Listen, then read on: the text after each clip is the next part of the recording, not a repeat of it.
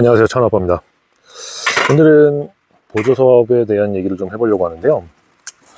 제가 다양한 스마트팜 관련된 보조사업들을 다 아는 건 아니고 제가 받은 것밖에 사실 몰라요. 그래가지고 제가 받은 보조사업에 대해서 말씀을 좀 드리려고 하는데, 이거 이름은 스마트팜 패키지 지원 사업이라 그래요. 그래서 총 사업비는 4억 4천만 원이고, 저 때는 자부담 20에 보조 80 해가지고 자부담이 이제 8,800만 원이었는데, 지금은 자부담이 30%로 늘어나서 자부담금이 한 1억 2천대 정도 됩니다. 그래서 이 사업 자체는 전북도에서 처음 시작을 했고, 이 스마트팜을 짓는데 돈이 너무 많이 들어가니까 그전에는 사업을 한 해에 받아가지고 조금 짓고 다음 해에 받아서 또 조금 짓고 이런 식으로 했던 상황들이 많았는데, 그게 좀 문제가 있다고 판단을 해서 지방 소멸기금을 이제 메인으로 해가지고 만들어낸 사업이에요. 그래서 좀 개인한테 주는 사업치고는 금액이 꽤 있는 편인데, 제가 할 때만 해도 그렇게 이게 많이 알려지질 않아가지고 지원한 사람이 그렇게 많지는 않았어요. 그래서 저는 크게 어려움 없이 받았는데,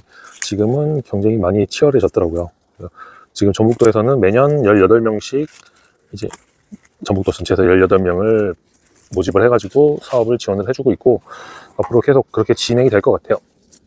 근데 이게 스마트팜 혁신밸리를 졸업한 사람인데 타 시도에서 전북도로 전입을 와가지고 스마트팜 혁신밸리를 이제 들어간 사람, 그 사람한테 주는 게 절반, 그리고 지역에 있는 우수 청창농들, 교육을 일정 시간 이상 받은 우수 청년들 대상으로 주는 게 절반, 이렇게 나눠져 있어요. 그래가지고 모집을 해서 그 숫자에 어느 정도 지금 맞춰서 주고 있는 것 같은데, 비율이 꼭 맞지는 않더라고요. 최종 면접에서 또 걸러지는 부분들이 또 있으니까. 그래서 이거를 면접을 볼 때 PPT를 해서 간단하게 발표하고 면접 묻는 질문에 답변하고 그런 과정이 좀 있어요. 아무래도 금액이 좀 크다 보니까 다른 일반 사업들에는 그런 과정이 없는데, 이거는 좀 그런 게 좀 있어서 하려면 준비해야 될 것들이 좀 있습니다. 이런 비슷한 형태의 사업을 충남에서도 거의 비슷한 형태였던 것 같은데, 충남에도 만들어진 게 있는 걸로 알고 있고, 다른 시도도 계획을 하고 있는 시도도 있는 걸로 알고 있어요. 근데 아직까지는 확실하게 나온 건 없고, 지금 경상도 쪽도 말은 많이 나왔었는데 지금 어떻게 될지 정확하게 모르겠네요. 근데 이게 사실 이 온실을 짓는데 어느 정도 비용이 들어갔는지에 대해서도 좀 하나씩 좀 말씀드릴 기회도 있을 것 같은데, 사실 돈이 굉장히 많이 들어요. 물론 안 좋게 지으면 싸게 지으면 싸게 지을 수도 있죠. 근데 이제 배운 게 있고 본 게 있다 보니까 좀 욕심이 나는 것도 있어요. 좋으면 왜 좋은지에 대해서도 알고 어떤 장점들이 있는지를 아니까 좀 욕심이 나는 것도 사실이에요. 그래서 이거를 이 정도 나라에서 어떤 분이 그 정도 돈을 투자해가지고 온실을 짓는 게 이게 말이 되냐, 비닐하우스에서 뭐 금을 캐는 것도 아닌데, 그런 얘기를 많이 하시는데 사실 맞는 얘기인 것 같아요. 이게 자부담으로 내 돈으로 다 지으라고 하면은 글쎄요, 채산성이 있을지 잘 모르겠어요. 저 같은 경우에는 이 온실 짓는데 총 좀 추가로 자부담이 더 들어가서 6억 정도 들어갔거든요. 그래서 지금 700평 정도 되는 온실에 6억 정도 돈이 들어간 거면 사실 굉장히 큰 돈이 들어간 건데, 이거를 만약에 6억 원을 전부 내 돈으로 해가지고 한다 그러면, 제가 지금 목표하고 있는 매출은 한 1억 5천에 순이익은 한 9천만 원에서 1억 정도를 순이익으로 목표를 잡고 있는데요.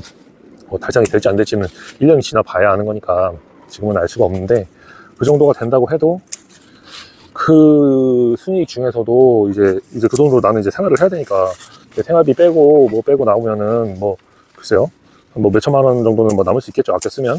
근데 그걸로 빚을 갚고 하고 한다고 하면, 예를 들어서 1년에 한 3천만 원 정도 내가 빚진 걸 많이 갚을 수 있다라고 한다면, 그 2억 원, 제 돈이 이제 추가로 들어간 게 한 2억 얼마 정도 되니까, 그 돈을 이제 남은 돈으로 그 돈을 다 갚는다고 해도 한 7, 8년 그 정도는 걸리겠죠. 근데 만약에 이게 100% 다 내 돈으로 지은 거면 6억이면은 아마 죽을 때쯤이나 갚을까 그러겠죠. 그래서 사실 좀 어렵습니다. 그렇다 보니까 나라에서도 좀 청년들도 좀 유입을 시키고, 또 좀 농업 쪽으로 좀 많이 청년들이 좀 유입을 되게 하려고 하다 보니까 이런 좀 사업들도 좀 규모가 있는 사업들이 나오게 되는 것 같아요. 그래서 이 보조사업을 안 받으면은 사실 좀 저는 어렵다고 보지만, 보조사업이 이제 계속 앞으로 확대될 것 같아요. 지금 전국적으로도. 그래서 이런 부분들이 있기 때문에 한번 도전을 해보시면, 만약 이쪽으로 좀 뜻을 가지고 있는 분이시면 이런 보조사업도 한번 생각해 보시는 것도 좋을 것 같고, 아무래도 근데 스마트팜 관련되어 있는 사업 같은 걸 받을 때는 농대도 좋지만은 스마트팜 혁신밸리를 졸업을 하는 게 좀 유리해요. 아무래도 유리한 측면이 있기 때문에 뭐 좀 시간적으로 여유가 있으신 분들은, 좀 젊으신 분들은 스마트팜 혁신밸리를 한번 도전을 하셔서 거기서 배우고, 그 다음에 이런 스마트팜도 보조사업도 받아가지고 내 온실도 한번 운영해보고, 그렇게 하면 저는 얼마든지 도전해서 성공할 수 있다고 생각을 하거든요. 그래서 스마트팜 혁신밸리 졸업하시고 이 보조사업 받아가지고 온실을 지어서 운영하는 코스를 저는 밟고 있는데, 만약에 스마트팜 관련된 계획을 가지고 계신다면 이 코스가 괜찮은 코스다 라는 것을 좀 말씀을 드리고 싶습니다. 오늘 영상은 여기까지입니다.